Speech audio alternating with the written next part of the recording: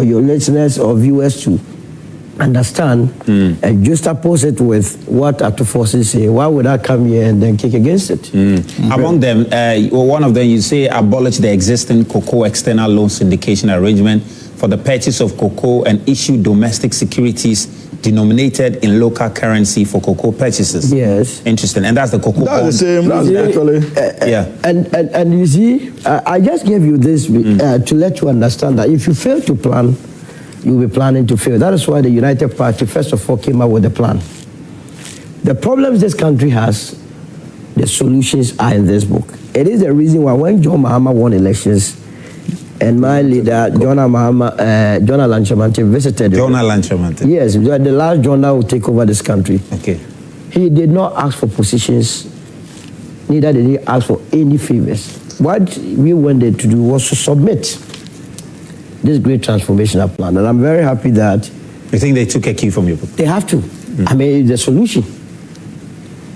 I can't believe for a moment that because of chop corruption, thievery, stealing, adults every year will go on the international market and borrow dollars to come and buy cedi-denominated product.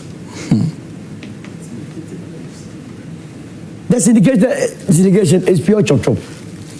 It's not a novelty. There is nothing novel about it. People will get the arrangement fees, they will inflate the rates and so on and so forth. When it even comes, they shortchange the people. So we believe that there has to be that local security or issue of local security or bond to raise cities to go and buy cocoa. But most importantly, we are not even interested in Ghana shipping this cocoa in the raw form as captured in the GTB. We believe that 70 to 80% of our beans must be processed locally. When they tell you that the world market price of international of cocoa has dropped, it's not as though all of a sudden it dropped. People actually engineer it. And who are those? It is our Western nemesis. It's deliberate. So if they see that you are processing your cocoa, how would they be there engineering the prices? Because I find it really interesting that the price could rise as high as 13,000, yes. that all of a sudden drop. It is strategy. It's people engineer it. When they tell you open market, there is nothing open in this world. People actually engineer it. It's a demand and supply situation. You understand? So what you do, and that's why I like what Ato Forson did. It's a masterstroke, give people and really understand how the world operates. First of all, he has announced that Ghana is going to what? Process 50%. Immediately, it sends shivers down there. That, hey, the people are not going to process. What it means is that you are going to deny their factories. Mind you, the factories are not in this country. In this country, we have the CPC. The rest of those processing cocoa, they actually processing it into semi-finished and exporting it. They are in the free zones. It is not for the local market. It is the CPC that can process it into finished products for you and I. And believe you me, the byproduct or the product from cocoa is not only Milo or chocolate. Yeah. Because if you have potash, it can lead you to what? Produce, what's the name? I forgot it, but you can get creams out of it, you can get drinks out of it, and so on and so forth, even for medicinal purposes. Why is it that more than 70 years or 63 years of our lives, we are still exporting our beans in a raw form? So the government has said it's a good thing, but where I have a difference whether or not they will be able to implement is the implementation. What the problem is that we quickly come up with a solution and then we all go and sleep. So I believe that the finance minister, together with this administration, must push forward for the processing of, at least for starters, 50%. Now the next thing they are saying is that they are not more going to go for. In fact, the finance minister did indicate that the backlog that we failed to sell or export. It's a good thing that is for the local market. It's a good thing. And going forward, 50%. You see, we started our politics with, like you were saying, petrol, in fact, kako. Really? Yeah, we started with that. And with time, all these things will be getting out of our way. I don't believe in there is cooperation after competition. We have a nation to govern, not politics always. The solutions that will take off our youth from the streets and get them the jobs. So I have to be part of the solution. As for the politics who come, as for the campaign, we will beat the National Democratic Congress with superior policies come 2028. So I'm not interested in these trivialities, but the way forward. So I agree with the finance minister when he says 50%. I agree with him when he says now they are going to issue locally denominated what? Securities or bonds to buy our cocoa. Perfect. I also agree with him when he says that they want to free the balance sheet of cocoa board so that it can start as a healthy company. All these are captured in the Great Transformational Plan. What I am disappointed in the NDC administration is how they were able to sit back for a whole year when they know there has been criminality at cocoa board. Only to be told right now that you are now going to conduct forensic audit. What forensic audit do you need when you were told that $350 million was contracted to rehabilitate 156,000 hectares of cocoa land? The money is finished, only 40,000 hectares was rehabilitated, and we cannot account for the remainder of that money. What forensic audit do we need again? By now, people must be answering questions with the national Yoko and other places. And it's the same people who are organizing the press conference because they have seen your weaknesses. I have told this administration that if you want to cover up for the previous administration, it will come back to haunt you. It will come back to haunt you. Again, I agree with their strategy that they are now going to put in place a pricing mechanism. It's very important. So that, you see, and they think, politicians today must understand that the cocoa farmer you knew 10 years ago is not the same cocoa farmer today. Today we have professors, we have engineers, and so on, all engaged in cocoa farming. And so they know what pertains in the international market. That this morning, it has even reduced, dropped further. It is now hovering around $3,700. And we are not doing the forwards again. And I don't even believe in the forwards. Because if we are not doing the forwards, it has its challenges. When you do the forwards, when the prices go up, you can't take advantage of it. Just like happened in 2023, 2024, when we could not supply 337,000 tons, which equates to almost $900 million. That money should have been sitting even in the account. We don't know the whereabouts of that money. But when it went up and he had to do a rollover, just like Hamza was saying, whereas the world market was selling at 13,000, because we could not supply the previous contract at so we cannot take advantage of the increase. Take advantage of it. But similarly, last year around, I think last year they were about, the price has also shot to about 10,000.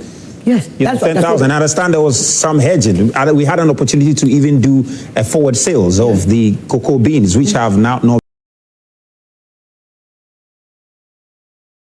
even been sold. Even the 2026-27 cocoa beans, you could have done a forward sale, taking advantage of the 10,000 that happened last year, you know, because now it's reduced to 3,700. Yeah, but you had a deficit to cover. You had a contract that you could not, as it were, deal with. So that difference, the rollover, you needed to still supply your vendor. And that's why we couldn't take advantage of that. But going forward, the emphasis must be on processing the beans locally. We must stop this business of always shipping everything in the raw form. And this must also send signals, especially in the gold sector, that now that the gold prices are high, we could also be facing the same problem. So immediately we must begin opening more processing plants so that we process our gold into semi-finished. I think we started. Yes, we have started. But it has to increase. But guess what? You see, the world, the value of cocoa in the world market is about 150 billion. Ghana, from the time we started cocoa farming and cocoa business, we have not made more than 2 billion from the industry. So you ask yourself, together with Cote d'Ivoire, we are unable to make more than 6 billion. Who are the countries making the most from it? It's those that are not farming. How are they able to do that? You understand? Meanwhile, you need only $5 million to put up a huge cocoa processing plant. Divide $97 million that we have used to dig a hole by $5 million. Sometimes you have to expose the levels of ineptitude. How people are wicked to the people of this country. 97 million divided by 5 million. Baseball, computer doesn't lie. We could have put in place 19 big capacity cocoa processing companies that could process the beans in this country. All right, let me just hear from our audience briefly, then I'll come to you. I'm sure Hamza has got some final thoughts on this. Then I want us to have just a quick bite on the vote buying issue and whether the way forward will look like, especially following NDC's position on what happened at the Ayawaso primary. A few comments on Facebook, however. This one says, Abdullah Abdul Razak says, President Mahama promised to end galamsey in 4 months, but what has been the result? He asks. The galamsey activities have worsened under this his worship. Fact remains, President Mahama doesn't have the political will to end galamsey in the country. Kwame Mawuli Benjamin says, as for fuel price reduction, it is world market price that led to it. But as for cocoa price cuts, it is Mahama who is responsible, not world price effect. Prosper Rashid says, all his agenda is about the clueless and incompetent NDC government. Okay, great. Well, we'll try and get some more comment also on WhatsApp. Okay, we have to start with you again. Okay, let's start with someone who hasn't spoken. Okay, the guy in white, the gentleman in the middle there. You, yeah. No, so, okay. Yeah. So let's start with him. Okay, great. Thank you very much. Thank you very much. Oh, the lady also. Okay. Everybody will speak. All right, we'll hear from the lady. Thank you very much for this opportunity. Yeah. Over the weekend, I've listened to Dennis Abuaji Miracle's press conference. I've listened to him interview the cocoa farmers and everything that he has said. And I think that the lesson the NPP hasn't learned in opposition is that they still think Ghanaians are fools. But mind you, the Ghanaian farmer, as Mr. Owusu rightly said, the cocoa farmer that we knew some time ago is no longer the cocoa farmer that exists today, because today's cocoa farmer are using AI. Today's cocoa farmer are very well discerning, and so they are on top of issues. So I called my father, who is a cocoa farmer in the Volta region, Harvard to be specific, and I asked him about what he thinks about these things, and he gave me a very simple explanation. He said that cocoa prices are highly influenced by the world market prices. And so when the world market price increase, it is just expected that the local price will also increase. And when the world market price decreases or falls, the local price will also fall. And so I don't get the whole point that the NPP is pointing out, but I thought that the NPP would have pointed out and claimed responsibility for the crisis that they left in the cocoa sector. When you stated that they left us in a debt of almost 32.9 billion Ghana cedis, right? The syndicated loans, how they collapsed it, how they left cocoa road contracts overhaul. And I have a list of some other things that they also did, if you permit me to just highlight. Yeah, just do that briefly so that I can how the cocoa lost market gains, about $2,600, how the syndicated loans collapsed, how there was a massive supply default, over 333,000 tons of cocoa were left and not delivered, how they spent $48 million on the importation of jute sacks and chemicals that have been left at the port. So these are issues that we must face. And trust me, now that we are doing a reset, President John Dramani Mahama has come out with something clear that what now we are going to process our own cocoa because the local producers have expressed interest. Great. Let's hear from it. I'm sure the lady wants to have a bite. We haven't heard my feminine voice yet this morning. So is the lady ready to speak? Oh, great. Thank you so much. Let him speak, then I'll come to you. Yeah. You have your take. Just Ms. Bob, thank you so much. Today happens to be Vows Day, and in some way we call it Chocolate Day or Chocolate Day, and chocolate is a product of cocoa. And it's very sad that our cocoa farmers are going through this. In fact, these are some of the promises the NDC give to our cocoa farmers. One, there's a regular increase. Regular price increase for farmers. Two, restore bonus payments. Three, healthcare for communities for cocoa farmers. Free health insurance for cocoa farmers. And even now, their first promise, regular increase, and they are suffering. And now, when it comes to, it sounds so funny when I heard that the president has taxed the AG to investigate or to investigate the conduct a forensic audit. I felt it's so funny because Dr. Oponi was in court. Because of the mayors created in the cocoa, Dr. Oponi was in court. And this same AG came and closed that case in court. And they are telling him to conduct a forensic audit for the past 8 years. What happened to Dr. Oponi's case? Why can't we appeal there? Now, also, when the price of crude oil were dropping in the global market, we were all saying Ato was forcing. We were all happy. Ato is forcing. Now that the price of cocoa is falling, now they don't blame MPP. They've been in power for about a year and a quarter, and they are still blaming the MPP for this. I don't get it. Ato is really forcing. Yes, Ato is forcing. Ato is really forcing the cocoa farmers into poverty.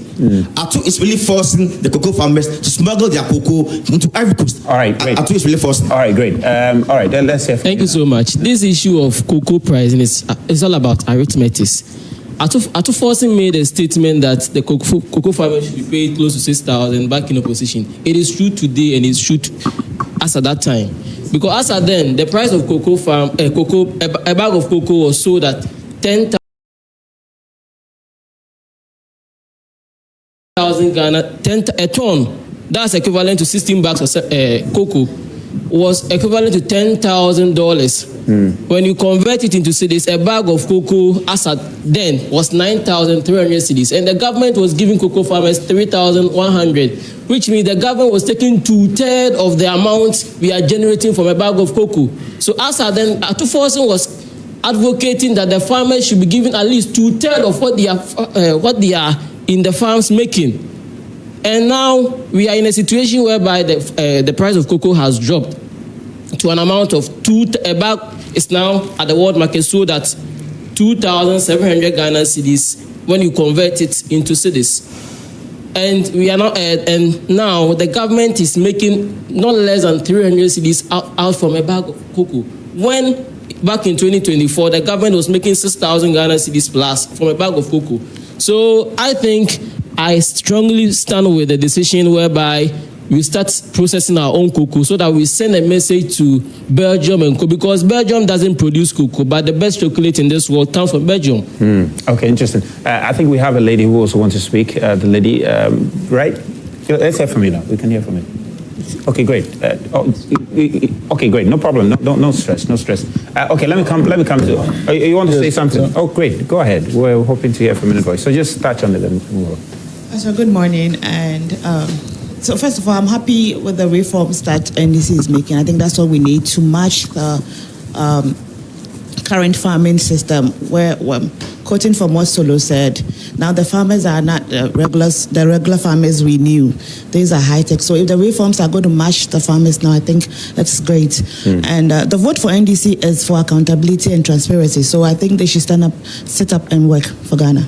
Okay, great. Let's come to Hamza now. You've got some final thoughts on this one. Well, it is very, very difficult to disagree with my brother Solo, especially when it comes to the concerns that he has raised on the issue of the audit. But I don't think that an audit has not been conducted. The directive is to conduct a forensic audit. And I agree with you that the timing is a bit problematic. And so maybe we need more explanation as to why it had to take this long for that directive to be given. Government would have the requisite information to be able to respond to that concern. It's a concern that I've not heard not only from Solo, but I've heard that from a number of people, especially when that directive was given. And it is only fair that they are provided with the information as to why government decided to wait this long to issue such a directive. I do not have access to that information.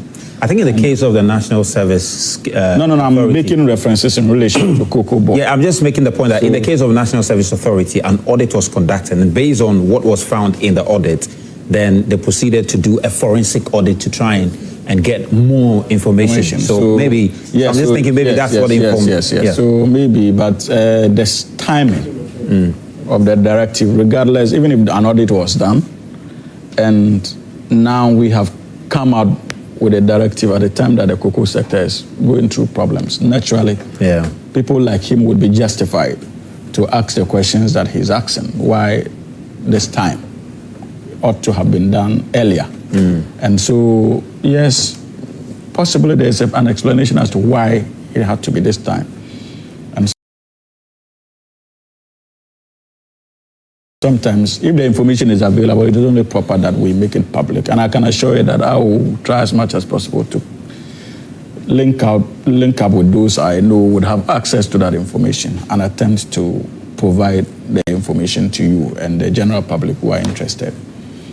But on the issue of the cocoa prices, he's done justice to it and the needed reforms. And I agree with him that those plans are part of the manifesto, or what you call the plan of the United Party. And remember that when you presented it to His Excellency President Mahama, when your flag bearer presented it to you, His Excellency President Mahama, he gave an assurance that he would read through and take the best ideas that he finds workable and be able to work out something for many of our sectors, not just the cocoa sector alone. So for me, it's a vindication of the man who is at the helm of the affairs, how tolerant he is, especially when it comes to divergent views, and also views that he believes can help shape the future of this country, regardless of where that view is coming from. His Excellency President Mahama would be more than willing to take it on board if it will inure to the benefit of the Ghanaian people. Do you know whether the cocoa farmers have received their money as at now? No. I think that the directive was given on Thursday, so I would not be in a position, but by next week I'm sure I'll be in a better position to inform you whether indeed they have started receiving their monies or not. But as I speak with you, I doubt if they have, because you know that releases goes through a certain procedure, and so that procedure has to be followed for releases to be made to the cocoa board, and cocoa board in turn would make releases to the cocoa farmers. But as for the usual politics associated with it, the NPP can be forgiven to still continue to engage in that politics. The NDC has gone past that arena of politics. We have been given a job by the Ghanaian people to do. We will not waste precious time attempting to disabuse the minds of MPP and its communicators on issues they ought to know better and fail the larger picture of actually addressing the concerns of the Ghanaian people. So for us, when the political season is apt, we would come on board with our track record, the problems we inherited, how we've been able to fix it. But for now, our focus is on the job of governance. They can continue their propaganda, they can continue ranting on social media platforms, on national television platforms. That would not dissuade the National Democratic Congress government from doing what it ought to do. There's this concern that has come up, and I just love to hear thoughts on that.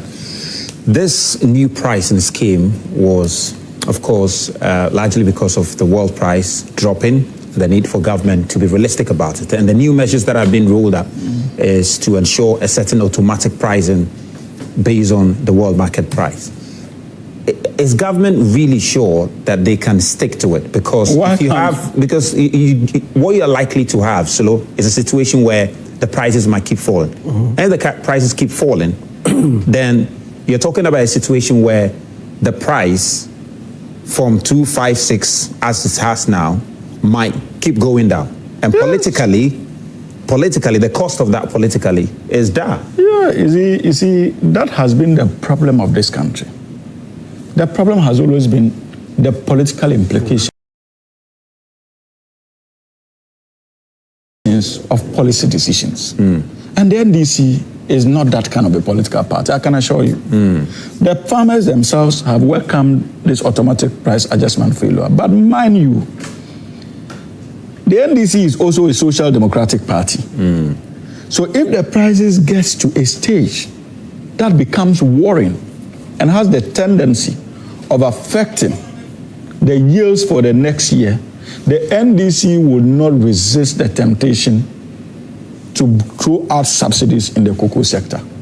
Remember, that was the situation we had in the petroleum industry before we went for the partial deregulation, where even in the automatic adjustment of prices, there were instances that when the prices were so high, government had to come on board in the form of subsidies to cushion the consumers. So I foresee a situation where that is possible, that is practicable. But however, like NPA is doing now, by setting the price floor, I foresee in the future, Cocoa Board being mandated to also set a price floor.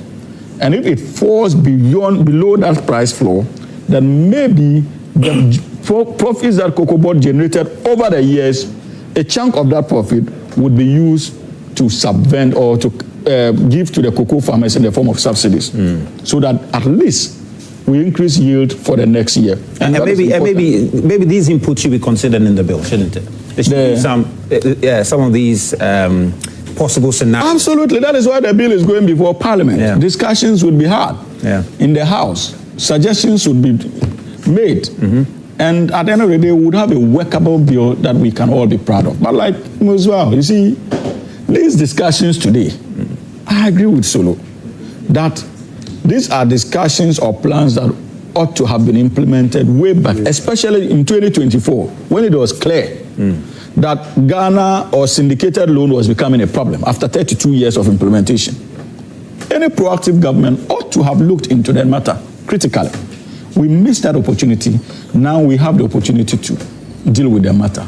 And I'm interested in payments to our cocoa farmers.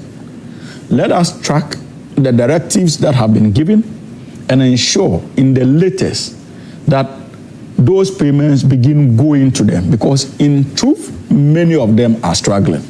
Many of them are suffering. Regardless of the fact that what they are going through today is far more accommodating than what they went through in 2023. Remember I told you in 2023, maybe because many of you were not interested, and the president of the Licensed Buyers Association of Cocoa Buyers made that point, that for 9 good months, cocoa farmers were not paid. Interesting. Very profound. But I want us to wrap up. We just got a few minutes to end it. And Solomon, I just wanted you to have a little take on what happened earlier in the week.